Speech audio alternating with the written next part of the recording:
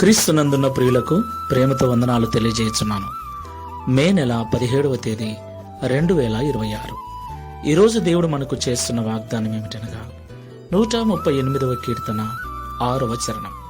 యెహోవా మహోన్నతుడైనను ఆయన దీనులను లక్ష్యపెట్టును, ఆయన దూరము నుండి గర్విష్ఠులను బాగుగా ఎరుగును. ఆమెన్. నా ప్రియమైన సహోదరి సహోదరులారా, ఈ లోకంలో ఒక సాధారణ వ్యక్తి యొక్క మాట ముఖ్యమంత్రి వింటాడా? ప్రధానమంత్రి లక్ష్యం చేస్తాడా?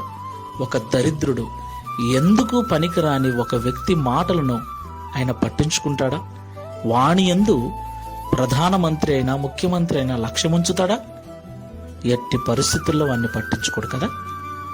ఈ లోకంలో ఉన్నటువంటి అధికారులు, ఈ లోకంలో ఉన్నటువంటి నాయకులు తోటి మనిషిని, అతని స్థితిని బట్టి అతడు ఒక సాధారణమైన వ్యక్తి కనుక తనలాంటి మనిషి అయినను అతని మాటను లక్ష్య పెట్టడు. తనకంటే దీనుడు, తనకంటే తక్కువ, తనకంటే హీనమైనటువంటి స్థితిలో ఉన్నాడు గనుక వానిని లక్ష్య పెట్టడు. పోనీ ముఖ్యమంత్రి అయినను ప్రధానమంత్రినైనను కలవాలి అంటే ఎన్నో రకాల నియమాలు, నిబంధనలు.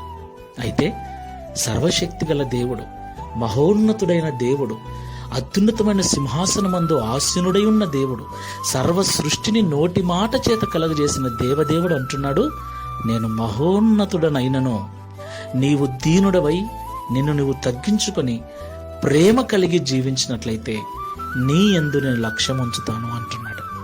నిన్ను నేను పట్టించుకుంటాను, నీకు నేను విలువనిస్తాను అంటున్నాడు. దేవునికి మహిమ కలుగుగాక. ఈ మాటలు వింటున్న ప్రియ సహోదరి సహోదరుడా, ఒక్కసారి ఆలోచించు.